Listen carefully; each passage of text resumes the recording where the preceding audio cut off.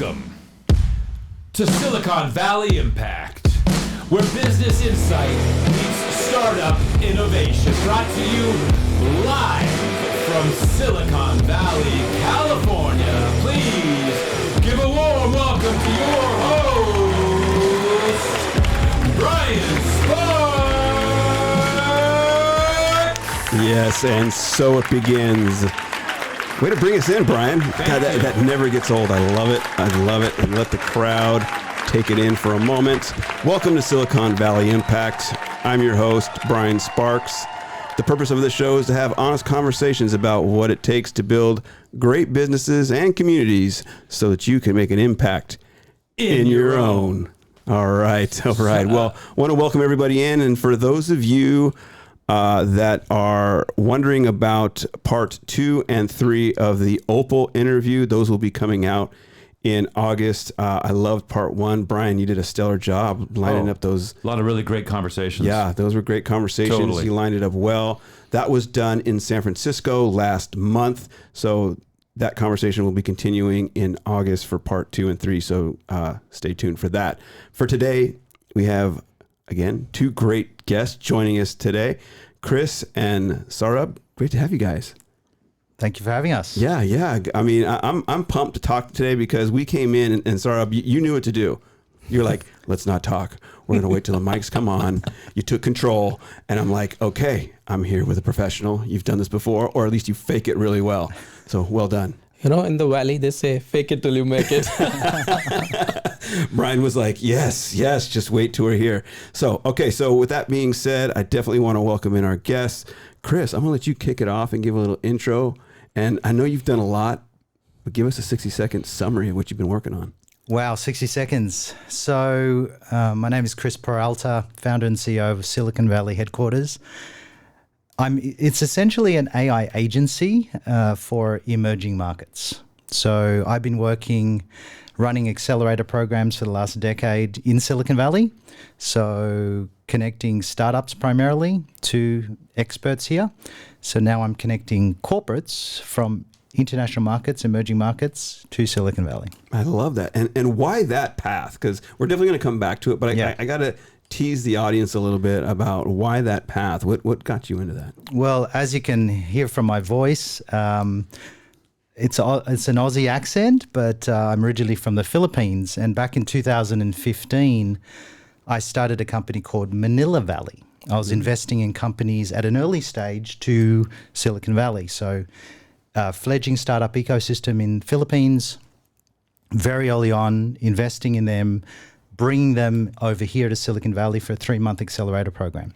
So then it expanded to 10 countries. I worked with the Korean government, Mexican government, Swiss government, all these different markets.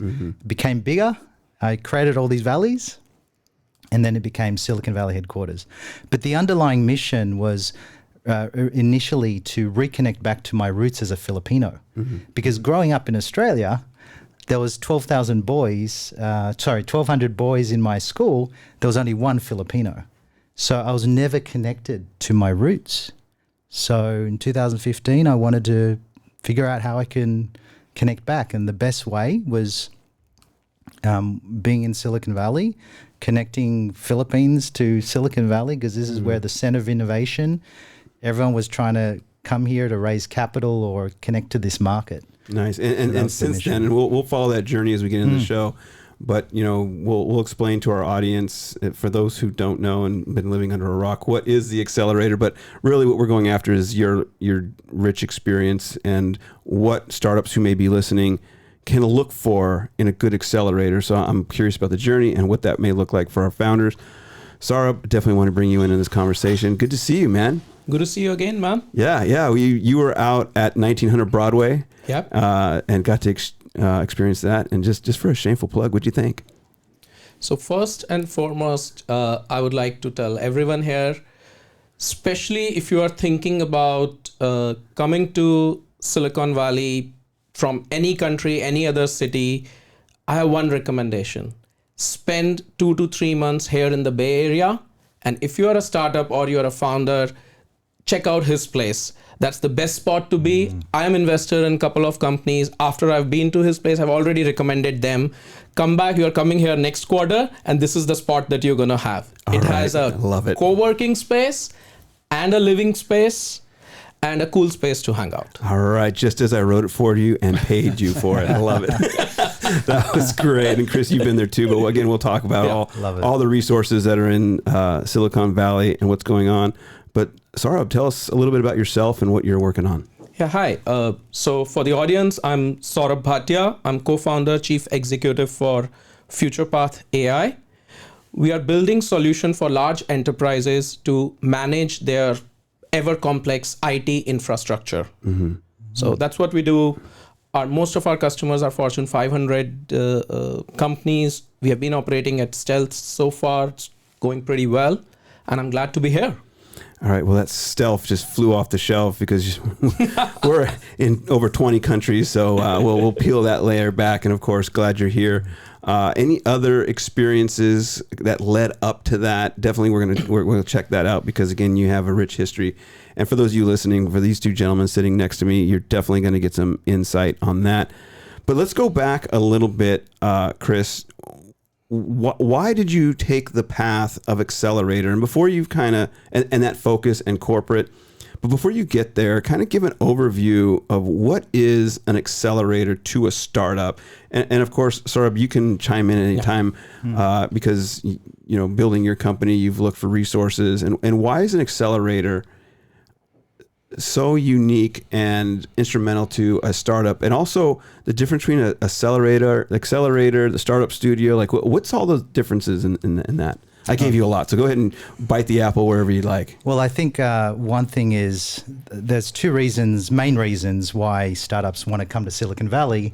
One is to fundraise, and two is to access this huge market in the US, right? For clients and go to market. So what we try to do is we accelerate that pathway, right? By providing them access to the investors, to the mentors that have been there, done that. Their hindsight is the startup's foresight, right? So they don't need to spend a year building that. Wait a minute. Go back to that little quote there, because I might put that on a T-shirt. Their insight Their hindsight is the startup's foresight. Oh, I like that. Okay, go ahead. Yeah. Sorry. Meaning that you don't want to have to go back and reinvent the wheel when somebody else has already understood it and leveraged it and made a success out of it. 100%. So what I always tell, and at the end of the day, the startup journey is theirs. Mentors aren't there to advise. They're there to give them, impart experience, what they've done in the past. And the startups are there to be like a sponge, learn everything. And what your advice might not be relevant, but maybe someone else's advice would be. So they figure out what's best for them, right? The startup. Yeah, they take in the feedback. Exactly. And then, because you're going to get it from everywhere. I'm sure, Saurabh, you get this from everywhere. Everyone has an opinion in Silicon Valley. Yeah. Right? And it's kind of like a chess game. You can only learn how the pieces move, but then everyone has a strategy. Yeah. So go ahead. And then, Saurabh, you can chime in on this any time. But just back to your question. So we provide that acceleration path to get the answers potentially faster than what they would do. Now, at the end of the day, if they have all the time in the world, they can figure it out. Do you give them money? So I did in my accelerator. Straight to the money question. Let's just get to the bottom. I love that, Saurabh. Yeah, we would invest $25K, but it was $125,000 worth of services.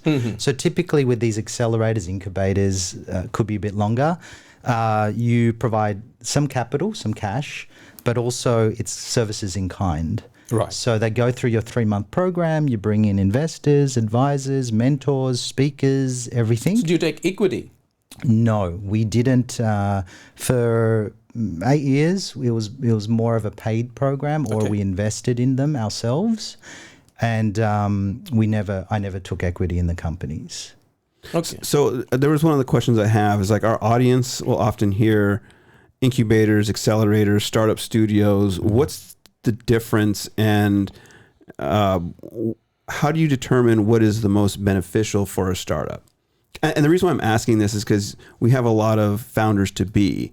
And so this 101 question is a good exercise in evaluating resources that are in Silicon Valley. Yeah. So I can chime in here. The way that I think about is, if you're a startup founder, then the path that you have is do it yourself, work with an accelerator / incubator, or go to a VC or an angel investors. And if you don't know the answers, then the question is, hey, how do I start? What do I do next? So what I always say, which has worked for me, is don't think, just do it. And then you'll figure it out for a few months. What is happening right now, especially in the venture capital industry or the startup funding industries, it's going through a significant tectonic shift. What I mean by that, the traditional venture capitalist model where you had early stage funds, late stage funds, and growth stage. And then you had few incubators. So the mid-tier of the investors, they are not getting access to great startups because of the AI. Startups are getting built faster. The capital is getting deployed faster, and they're growing also faster. So even for large VCs or large investors. Well, give us a contrast for a second. So now is, and both of you, I want both your opinion on this, because right now is sometimes the only experience that startups have. I mean, serial entrepreneurs can see the differentiator, but give me a contrast of why is it different now? And just kind of give me that high level thing. And then, Chris, I want you to chime in on this because you've had to change then with this as well. Constantly evolving. Yeah. So right now, what is happening is, if you are a venture capitalist or if you are an investor, you need to have ability to access the startup as early as possible. Otherwise, you will never get access to them. So the model has changed. Now investors are chasing the cool startups like never ever before. And that trend is most significantly or most visible in the Bay Area. What does that mean for the first time founders? If you have a cool idea, if you are getting cool traction, just come to Bay Area, preferably use your space for a little while. Shameless plug. I love it. Keep going. And just go for it. And there are multiple accelerator programs. What that means is you come, you join a program. You don't even have to do a lot with a pitch and 2-3 slides. You get selected. You get, as you were mentioning, 3 to 4 months experience. It's like a fast, rapid course.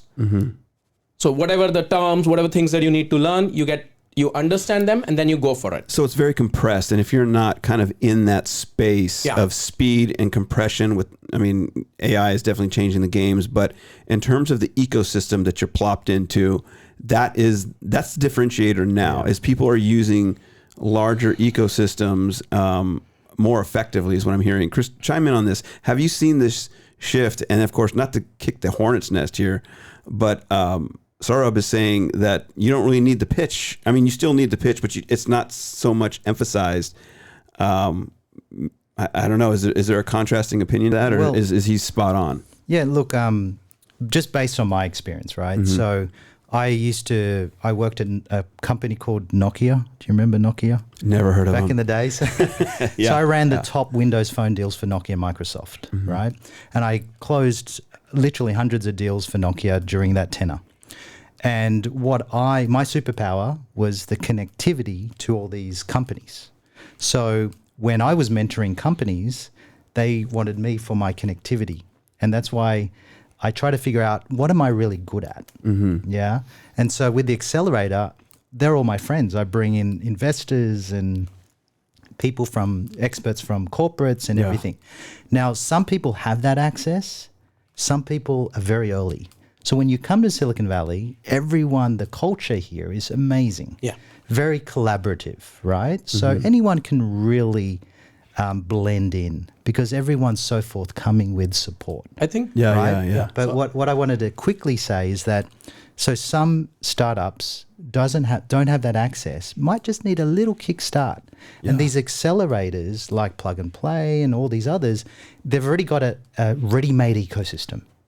Right? So when you walk in the door, you'll already meet people left, right, and center depending upon You're what in you the need. family. You're in the fraternity You're pretty in that. much. Yeah. They already have their ecosystem that they've been building since 2006, and it's established.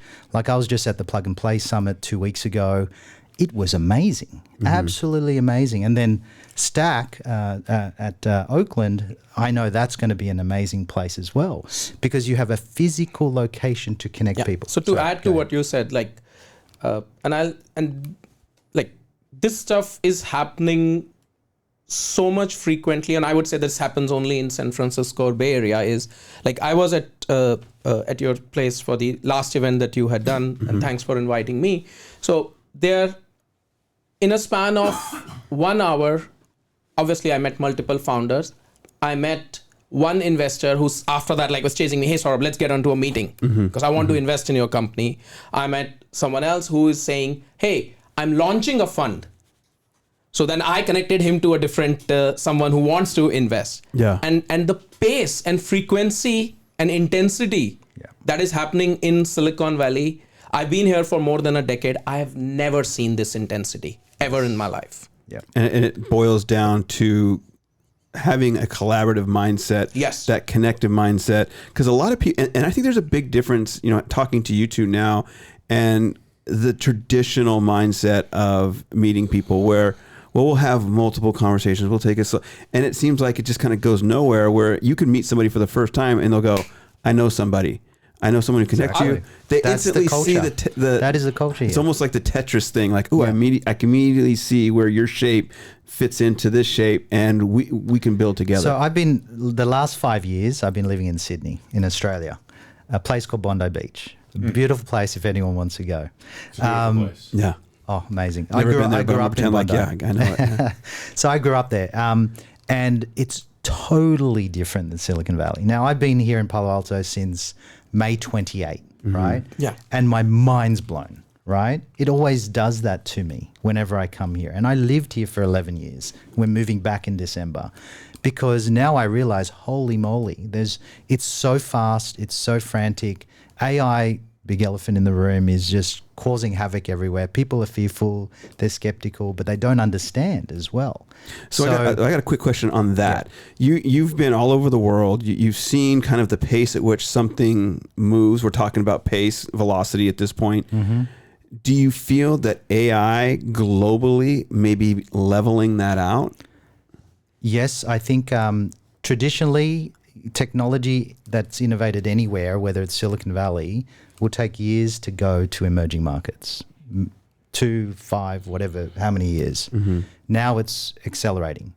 But there's early adopters and there's the laggards as well. So we're still early in the technology life cycle. So I think there's a big opportunity for global organizations to bring that tech over there now. Right? So I think there are 3 big trends that I see emerging in this. Number 1, what I call is there is Saurabh, is this what you were thinking in the car when you were coming over? Because I've been waiting on this one. Before the show kicked off, Saurabh's like, I got things I've been thinking about in the car. I was like, well, wait a minute.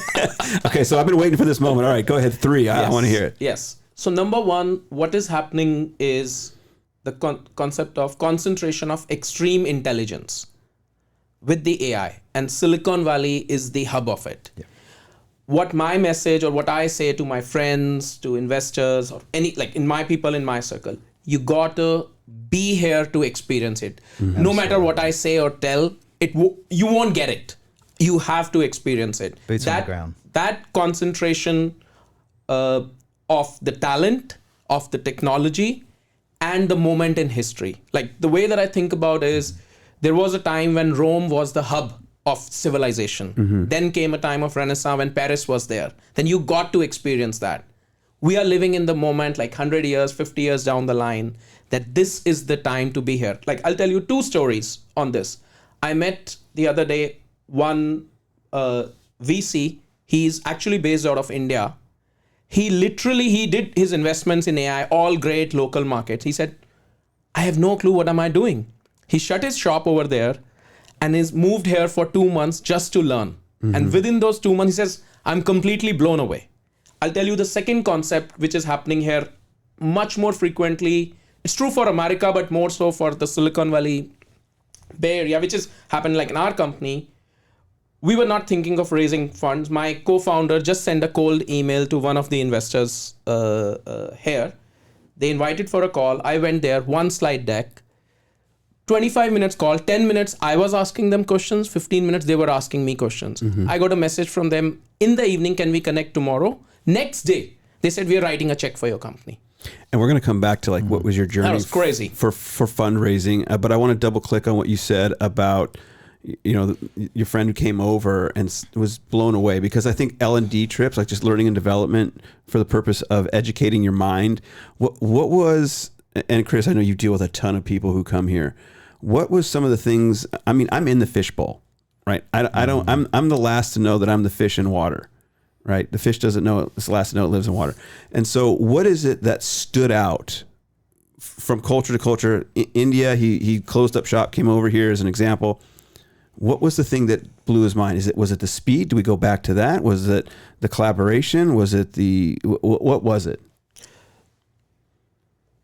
It's combination of all of the stuff that is happening together. Collaboration, speed, trust. Yeah. That is so important. Like people who do not live here in the Silicon Valley or who come from India or any other culture say, you met somebody and they are writing a check and wiring to you without even meeting you in a matter of days. They've given you $1 million. How does that happen? That doesn't happen in other areas in the VC unless you get referred through a network, you build a relationship 3 to 6 months.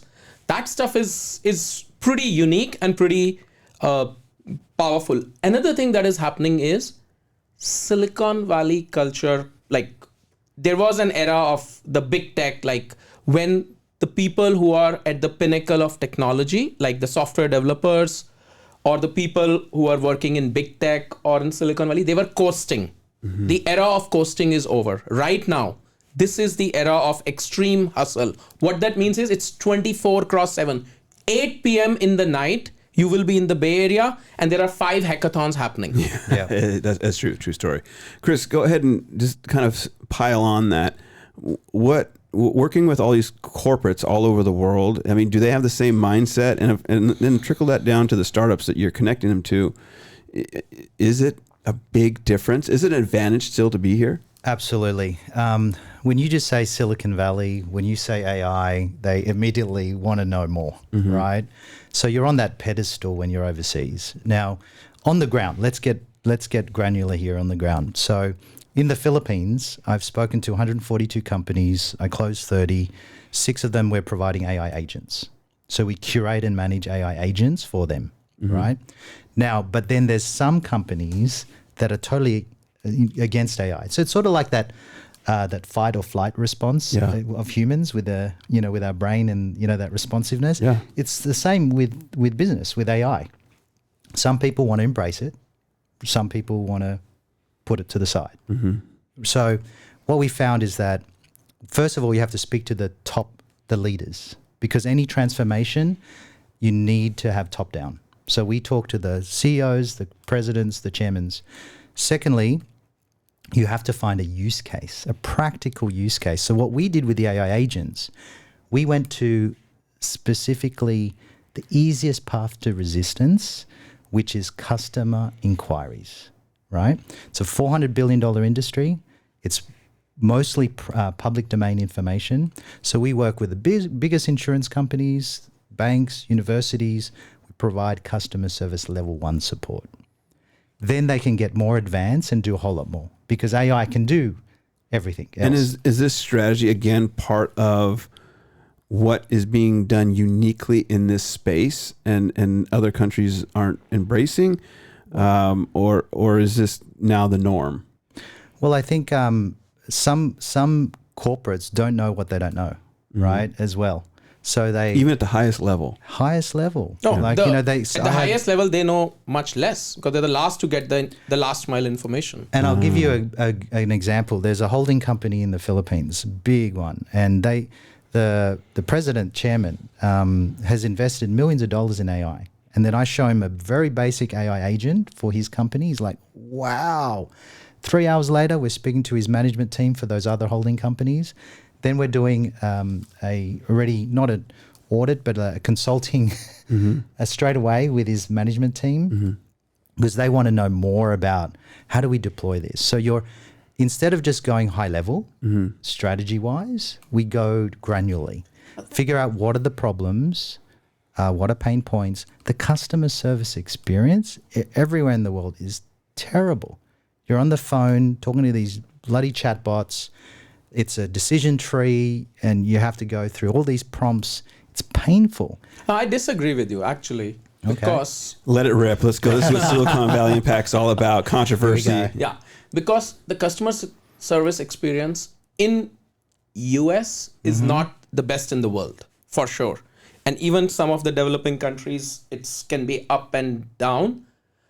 But because customer service is one application. If you go to, I'll give an example. If you go to China, or even in some case in India, it is at a completely different level. And I'll give you 2 examples. At what level? Lower? Higher? Medium? No, they're far better. They're far better.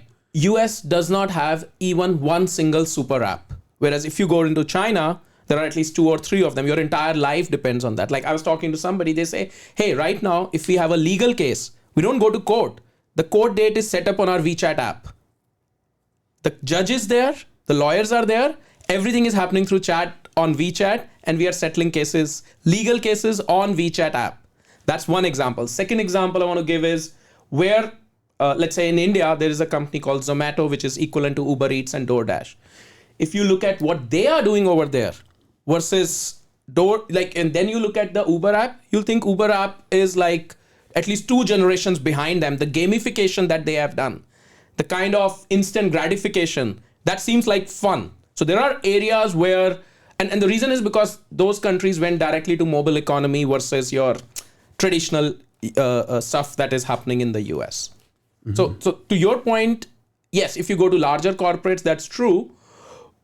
But there are trends that have happened globally where US is not at the forefront. So sorry, I just wanted to. So what I was saying is for customer service, right? So when's the last time you spoke to someone and you had a great experience? No, in the US you don't. You don't, but even overseas, it's the same thing. So how AI is coming? No, you don't even need to speak because the app or the experience is so great. That's a completely different paradigm. Yeah. So I think that's what I was alluding to was that this is where AI agents that are super intelligent, not chat bots, right? That just get answers from a decision tree. You are actually speaking to a thing that is conversational, that has all the information. So you have a question, you come in, and then you go out. It's such a great experience. And so the customer service industry, I believe, is going to be improved because of AI agents, because the experience today is terrible. Yeah, no, but see, what you are saying is I agree with you. But there's more. There's another layer. There's another layer. Yes, Yeah. I want to say that's table stake. If you're in Silicon Valley, the way we think is there is a technology, there is an experience, it is possible.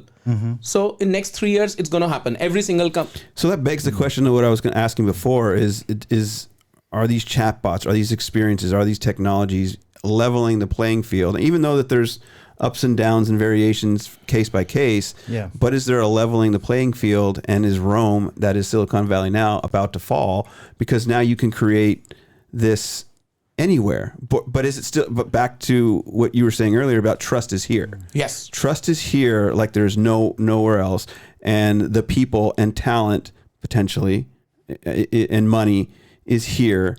But you could also beg the question, it could also say it's other places too. So, I mean, is it leveling the playing field? So the answer is in certain areas, yes. What that means is you could be a company anywhere in the world. You can build a great product much faster because you don't need really expensive engineers to do that. And you could launch it, which is a great consumer applications, small business applications. But when it goes to fundamental shift or fundamental technologies, the answer is no, because there is a concentration of capital, there is concentration of trust, there is concentration of scale that is happening here in the Silicon Valley. So that concentration of intelligence, the representation is more and more $100 billion companies will be built out of here. Yeah. There is one fundamental change that is happening worldwide, and that's going to really make a huge difference is part of AI will be like defense, which means those technologies, you may have the best technology if you are a company based out of America, but China, India, or some other countries won't buy that. Just like happens in telecom. So there will be pockets which will be nationalistic. So there is a massive nationalistic technology trend that is coming. What that means is if you are in India, China, or any other country, there are certain technologies where you can just copy what is happening in the Bay Area, build it in your country, because these companies may not have access over there. Yeah. Well, I think that's business as a whole. I mean, throughout generations, but I think we can agree that Silicon Valley is still the hub of technology and the place to be. Absolutely. However, you do not need to live in Silicon Valley to take advantage of Silicon Valley. But if you want to change your life, come here for at least 2 to 3 months. Oh, it's changed my life. All right. Well, with that said, with that being said, we're going to take a quick break, and when we come back, we're definitely going to get a run up on how these two gentlemen position themselves for success and what they're working on next, and what would be a big win for them today. We'll be right back.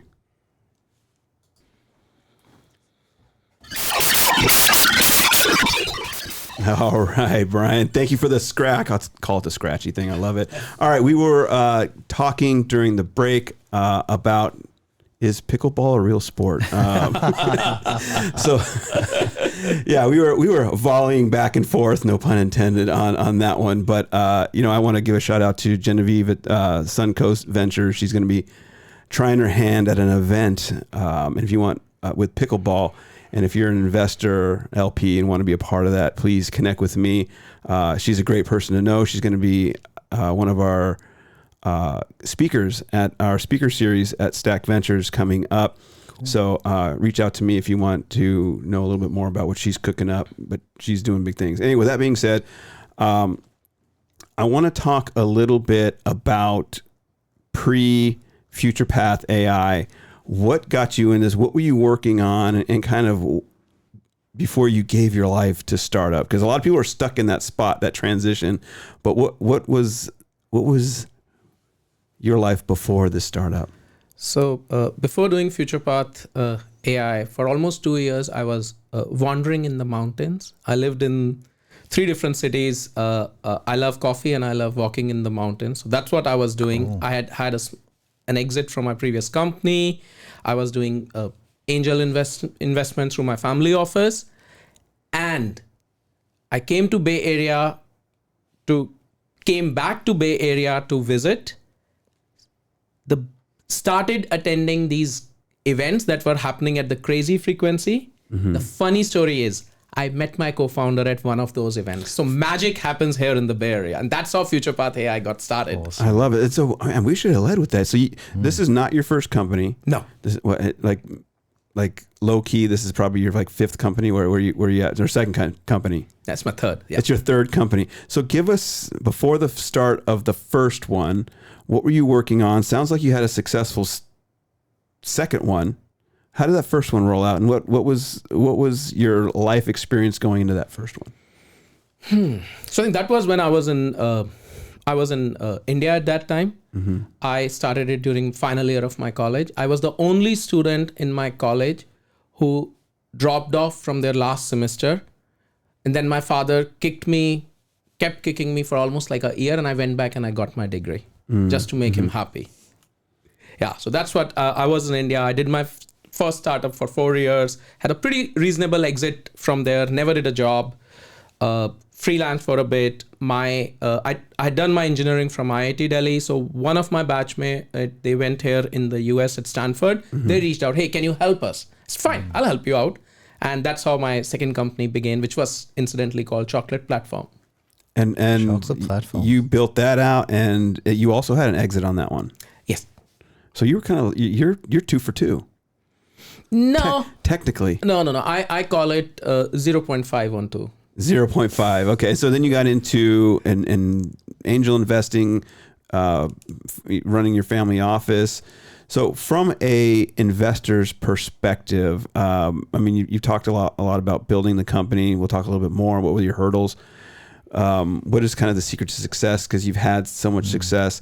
But what goes into identifying a fundable company, and see if you can marriage that with what you feel your successes were along the way? Yeah.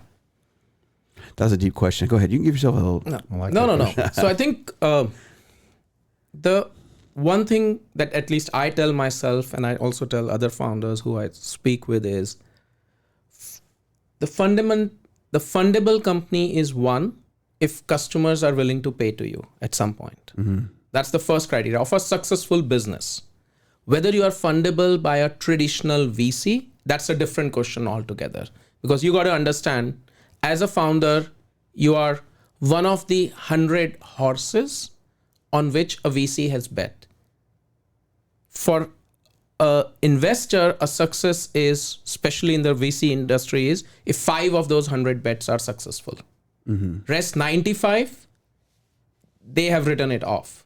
But as a founder, you are betting on yourself. So there's only one bet that you are taking.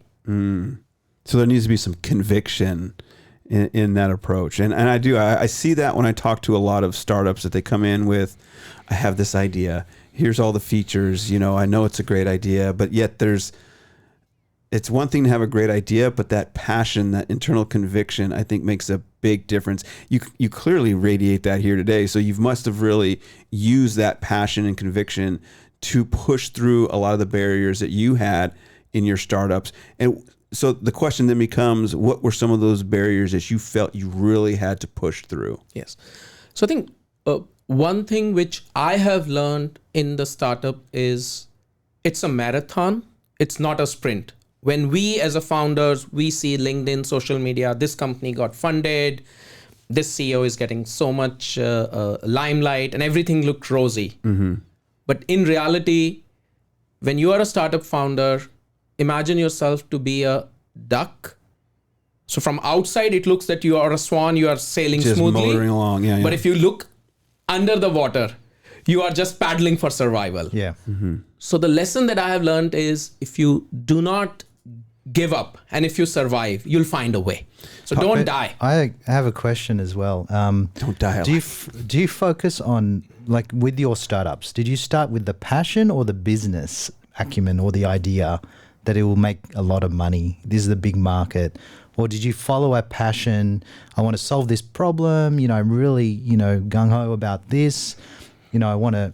No, that's a great question. So for me, my joy is creating something from 0 to 1. So I look at myself as someone who is creative person, but my expression of my creativity is creating a startup or a business. So you love the journey. Yes. The immersion. Yes. Like making sure like you can close your eyes. There does not exist a service or a solution. And 1 year, 2 year down the line, there is a living, breathing company out of that. That gives me real joy. I see that there's 2 different minds in startup, just in life in general. Yeah. Let me give you an example. Throughout the day, my mind can be jumping to a lot of things. But you get me behind the wheel of a car and start driving that long road, I'm focused, I'm locked in. In startup, it's similar. They get in the driver's seat of the car and they start driving their startup, and they may be all over the place in regular life, but they're locked in. That sounds like you.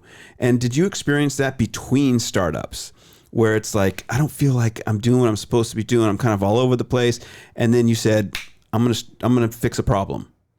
Was that you? Because then there's the other side of it where people are, focused on what they can build. Like, oh, I built something great here, but then they get in the startup game, start driving, and they're just overwhelmed by all the responsibilities. It's just the opposite. And then they can't focus and drive. How does someone manage the other side? Because you're going to see that a lot, where just you're overwhelmed, and I'm sure you are, but you found a way. That's a great question, and it took me years to figure out. At least what works for me, or what has been my mantra, is give up everything in your startup that you believe is important. You may believe that, this person who is working with me, he or she cannot handle that customer call. Oh, this email is most important from an investor. What has worked for me, and I have to remind it, is, okay, give up everything, figure out if there was one thing that you could achieve in this month, in this quarter, in this week, if you just did one thing that would transform your company, what would that one thing be? Focus. Just one thing. Prioritizing and your focus. Yeah. Yes. That, and then be ruthless in giving up control. That's what I would feel. But, you know, Silicon Valley, there's a lot of opportunity. Like you meet someone and then all of a sudden there's this amazing shiny object. Yeah. How did you weed through that? Yeah. Yeah, like, you know, because there's so much, you know. It's almost like dating. Yeah. I mean, for some of us, I mean, not me, but yeah.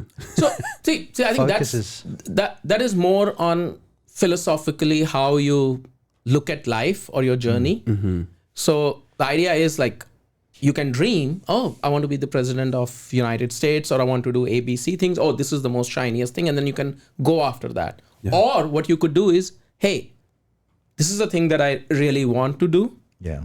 I'm enjoying it. Can I be better at it? And you just chip away. Yeah. Yeah. And I think there's a difference between understanding choice and decision. Yes. We're going to have an abundance of choices. Exactly. There's going to come a point where you have to decide, set aside all of the choices and commit. Yeah. And then you're all in. Because if you're still like, well, I kind of like this choice and I like that choice, I don't know what to do here, and you're constantly chasing that hit that you were talking about, Chris, I think people can get addicted to the options. The newness of the options. So I'll tell you, like, but just to bring together what you were saying earlier, it's like you can't get caught up in the weeds of like, can this person do that? So there's this letting go. Yes. It's not just grabbing on, but letting go. Yeah. Like in my first decade as an entrepreneur, I knew every single thing that was happening in the company, right to the last detail. Mm-hmm. And I felt really proud of it. Hey, I know every single thing. And that is a superpower. But at the same time, the other side of the superpower is if you can let go of control and you can still manage. I feel that in my gut. That's such accurate assessment. Yeah. Because if you don't let go, it's going to kill you. It's going to kill you. So now what I have figured out, this is like my personal framework, which I call it is a one-page framework, which I ask everyone who reports to me or even myself, whatever I want to do with this company, can I put it in one page? Which is like 5 points, 10 points. There's a huge trust in that. Like, how do you do that? Because a lot of people can't let go, right? They have that same superpower to see everything, but can't just take their hands off of. They micromanage. So I'll tell you the way to visualize. It's a pretty extreme visualization, but like you believe, like we all believe, hey, we have to do everything ourselves. But imagine if there was an accident that happened or there was a medical condition, then you would be in a hospital room, not like anyone. Then at that moment, you have to let go everything and just focus on one thing, which is your health. Because if you don't do that, everything else is irrelevant. Similarly, when you're running a company, let's say, for example, for our company, at least for the last month, the goal was, hey, we need to get some capital into the business. No matter what else I did, no matter like there is one of my team members who was unhappy, unsatisfied with whatever we were doing. So should I play the HR role or should I get some money in? That was critical. So the ability to figure out what is most important, one thing, if you can do that, and what I have realized is if you keep achieving that goal, that compounds. Rest everything you could delegate if you can. Systems. But I think also, it's the leader, right? To instill that calmness culture, and that focus, the DNA, the focus. So, do you have a job for me? So the funny thing is, you just learn so much all the time in Silicon Valley. Yeah. And this is the beautiful thing. Everyone has different experiences. Yes. And I lack focus because when I was doing accelerator programs, I met all these amazing people. I have 40 patents. Let's open up a life science company. I have, this blockchain and we made hundreds of thousands the first month and I did that and this and that. I'm like, oh my God, you get all these shiny objects. Yeah. But, now more and more in the last couple of years, I've been trying to focus, right? Yeah. But I'm not good at it. Me neither. No, but I'm really bad at it. Yeah, me too. So that's why I have to write it down. Yeah. That's why I have to write it down in one page. If it goes beyond one page, then it's not a good thing. Yeah, and that's true also with people who are pitching.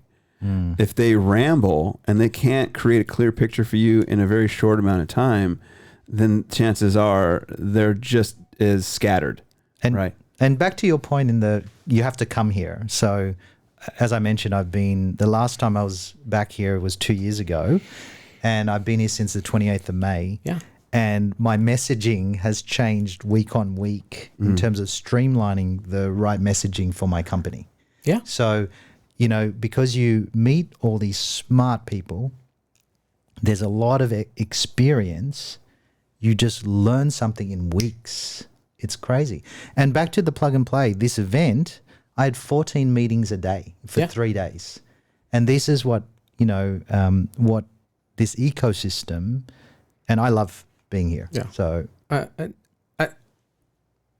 what I say if I'm interviewing somebody now, and I actually believe that is where the future of work is heading. What I call is like if I talk to someone, I say, hey, if you need a manager, then this is not the right job for you. I am a terrible manager. You need people who have agencies. And I believe in the future, Internal agency. Yeah. So, and in the future, the way, because of AI, the way technology and the businesses are headed, if you are not self-motivated, if you need someone to like earlier, our MBAs, our entire education system was built around this white collar job concept. It's a hierarchy. Like schools prepare people for college prepare people for jobs, and then managers. But the concept of manager itself is going away. What does it mean in the new ecosystem? Because you could be reporting to an AI and you won't even know it. Yeah. And vice versa. So I want to say this too you have the writing, right? Managing and focusing. I think you still need to continuously have people around you where you can process your ideas, because I think great founders, they're creators. Yeah. They're creating a solution for a pain point in the world. Yeah. And so it just doesn't come once. It comes repeatedly. But you have to, again, choose which creative idea you have, or decide on what creative idea you want to go with, even having a bunch. Because I'm the same thing. I'll have a new idea every time I drink a cup of coffee. Like, I can solve this problem. I can do that. And I guess letting go is really back to this agency and the processing. There's a little bit of mental health in it, if I could kind of sprinkle that in. Not a little bit. There's a lot. There is a lot. Yeah, it's great. So, Chris, I want to pivot to you real quick, because I asked you during the break, what would be a big win for you? And we were talking a little bit about, the corporates and what you're working on. Let's touch on that a little bit, because I think what you're doing is not often considered with people who are coming into the startup ecosystem, but I think it's a unique layer to being successful in the startup ecosystem. So I'm going to let you rip on that for a little bit. Yeah. Before I get into that, I just wanted to mention that I think at the end of the day, the key for me these days is really about execution. So when I hear about AI agents, boom, I started up an AI agency and I created AI agents. I partnered with an AI company and we brought it to the Philippines and we closed clients. And now it's not perfect. We had to stop bringing in clients because the hallucinations and things like that. Right. So we're still learning. And when I came here, I was trying to figure out what is this future of work, because people are worried about their job. And so I've got people. So we outsource people in the Philippines to US clients. And then we have AI agents separately, separate business lines. And what we're trying to figure out is how does it come together in the future? Right. So that's what I was doing before I came to Silicon Valley. And then now I'm like, okay, so I have staffing. We have 1,000 staff in the Philippines doing video editing, VAs, customer service, bookkeepers, et cetera, but they're all worried about AI. So this is where I'm trying to figure out, okay, so how do we learn about AI? And so now I'm building, again, my ecosystem back in Silicon Valley, and we're working with corporates. We help them in emerging markets build their AI strategy by connecting them to Silicon Valley. Along the way, we staff them up. Sorry. You know what you should do if you have corporates from across the world? Yes. Ask them, their companies will sponsor their trip, bring them here. No, we do. So there's a pre-acceleration in the local market, and then there's an acceleration here, hopefully at Stack, because I love the place. I love the vision and mission and everything that we're doing over there, that they're doing over there. Connecting Oakland, Silicon Valley, and San Francisco as a triangle. But they need to have a physical space. Yes. Because they need to connect with the real people right? And so definitely they're going to come here for 4 weeks. So No, I was not talking about the startups that you will bring. The actual corporate decision makers I'm over saying there. Yeah. I work with corporates now. Yes. Okay. So I work with the corporates. We assign a COO, CSO, or a CTO to help them build an AI strategy in the local market. Then they come here, they validate that, connect with the top AI companies, then they go back and we implement with them. All right. So yeah, we focus on corporates. So we're building this ecosystem, and we've got Dubai, Philippines, and there's a list of other markets where I have local partners, South Africa, Saudi, Australia, obviously, because I'm there at the moment, and all around the world. So we've got the corporates, we've got our ecosystem here, but we need to connect to more amazing AI companies in Silicon Valley. We need to connect to more amazing fractional CXX level executives in Silicon Valley. So, and if you want to be part of that ecosystem, I'd love to learn what you're doing and see how we can help each other.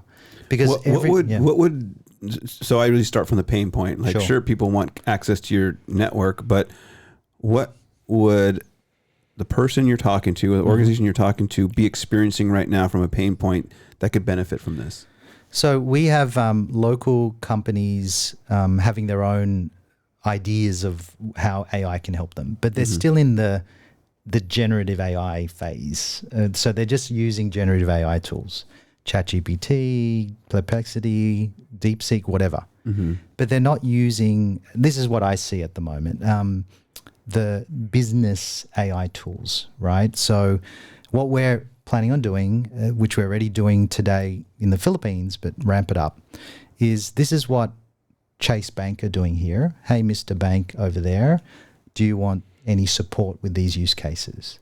And one use case I think with one of the banks here is that they're using AI to streamline their legal processes, and it's saving them thousands of hours and thousands of dollars because there's a lot of errors by people. And so AI is doing it in seconds rather than 360,000 hours. Yeah, and dollars later. Dollars later, which, so these efficiencies are helping banks here, and then that we impart that knowledge over there as well, right? So there are some use cases on the ground, but then there's also use cases here that we leverage upon.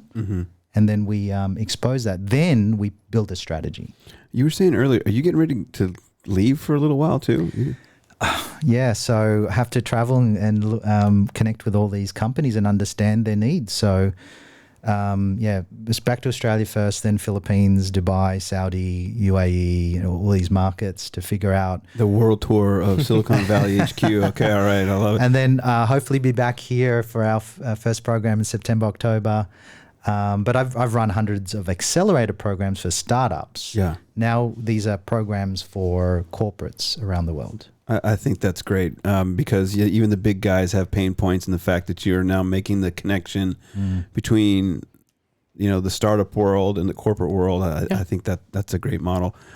Before we sign off, I want to ask you guys. I mean, you just kind of gave us an overview of what's next for you, but what is on the horizon?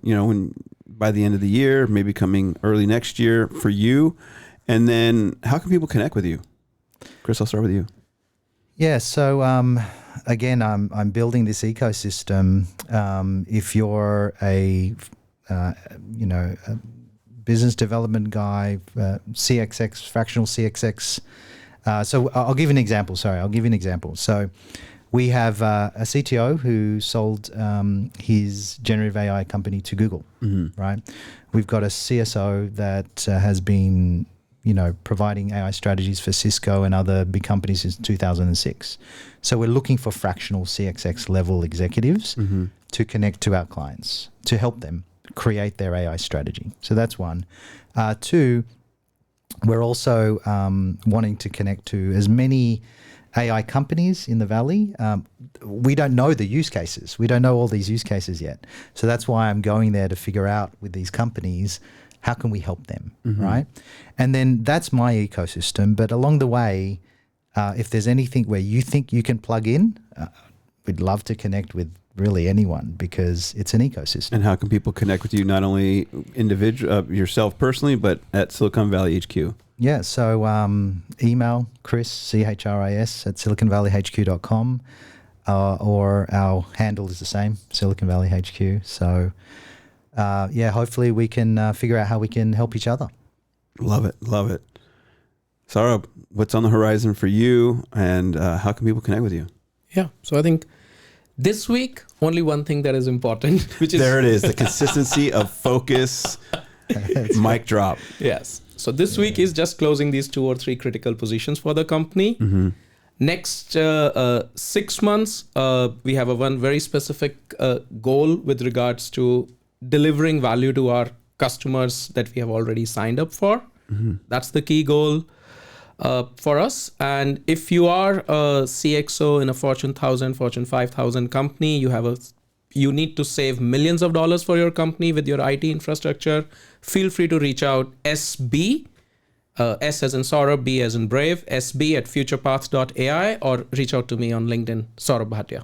I got to ask you before we sign off, there are a lot of VCs out there that are looking to raise. And of course, you've sat in the fundraising seat. Both sides. Yeah, both sides. When it comes to fundraising, what are some high-level insights that we can let our audience from multiple perspectives, whether you're VC raising or a startup raising, that you've experienced? So I'll tell you, I think, and I'll give you like even this particular cycle. In the first cycle, what I had with this company, it was straightforward, one slide, one meeting, deal done. Mm-hmm. But even no with long due diligence, just... That's like, once the deal is done, then it's a process for a few weeks. Okay. Now in the second stage for this time, because we were raising a larger round, it was a not complicated, focusing on specific set of VCs. One mistake that I did, I reached out to my network and the top 10 VCs that I wanted to reach out to. So you had a pre-existing relationship. Pre-existing list, yes. Which was a mistake, because when I reached out, I realized, I met them, they know me, great, Saurabh, we're going to invest. But then they said, by the way, A, B, C things are missing. I knew what those missing points are. My story was not compact. So one feedback that I learned, which I'm going to do when I do the next fundraise for this company, is identify warm VCs or the connection so that you dry run. Do not burn your connection. Do not reach out to your best target as the first one. Yeah.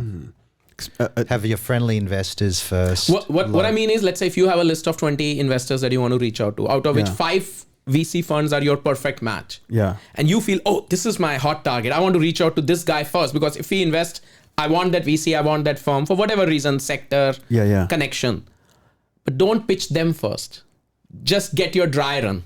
Yeah. You want practice. You want your batting practice before you start, and those top are the game. Yes. Ooh, I like that. Great advice. And the other thing, and one more thing which I'm sharing is cold emailing, cold call, cold LinkedIn outreach. It still works. Nothing like warm intros, but cold reach out absolutely works, like a typical sales process. The reason, because if you go back, there are hundreds and thousands of VC funds out there. Mm-hmm. Yeah, I was just going to add that we do a investor ready program. So all their deal room, all their checks and balances are done first. Then we give them access to friendly investors for the batting practice. Then you're ready. Oh, all right. So take the advice you heard today. Reach out to Chris. Help setting you up. Guys, I want to thank you for being here today. That was a great conversation. I loved it. Yeah. Thanks for having us. Brian, thanks, man. Yeah, absolutely my pleasure, Brian. All right. Great conversation. Thank you. All right. We'll see you all next week. Take care. Stay safe. Thank you.